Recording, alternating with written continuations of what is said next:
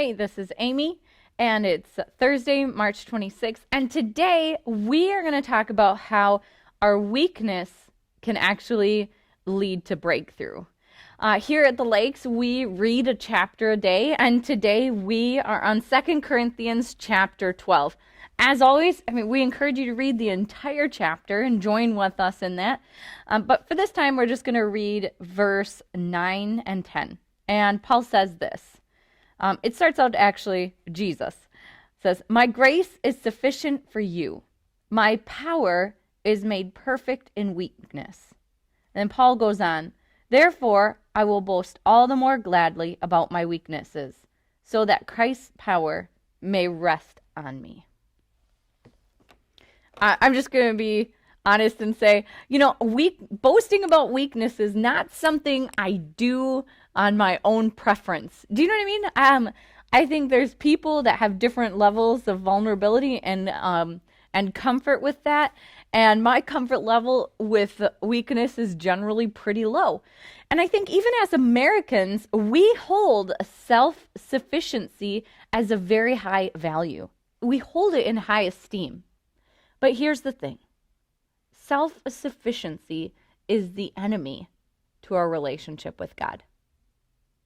When we are striving to be self-sufficient, when we are autonomous, when we are in control of our own destinies, so to speak, often we are actually in rebellion to God. See, the thing is God wants a relationship with us. He wants us to rely on him, to trust him, and to depend on him. And he wants us to believe that he will support us and will be there for us. And when we do that, when we can set aside our self-reliance, we experience breakthrough and power. His grace is sufficient for us, and we can rely on his power. It seems so counterintuitive, but it's the way that God operates. And so what areas are you striving for self-sufficiency?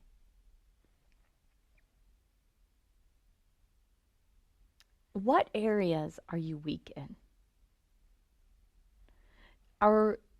We right now are homeschooling our kids, right? All of the parents, whether by choice or not.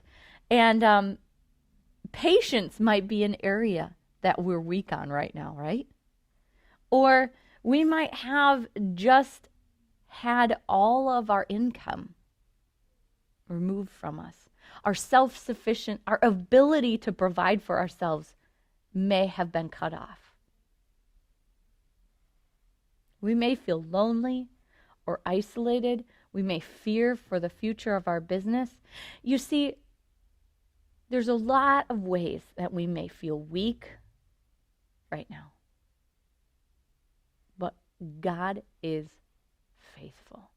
He promises that his grace is sufficient for our weakness. And not just for sufficient. He says that his power is made perfect in weakness. So I'm going to encourage you today to come to terms with your weakness. Admit where you've been striving for self-sufficiency and lay those at the foot of the cross. What can you do this week to actively depend on God in your areas of weakness?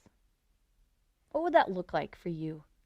To one, identify your area of weakness or self-sufficiency, and then two, to actively depend on God.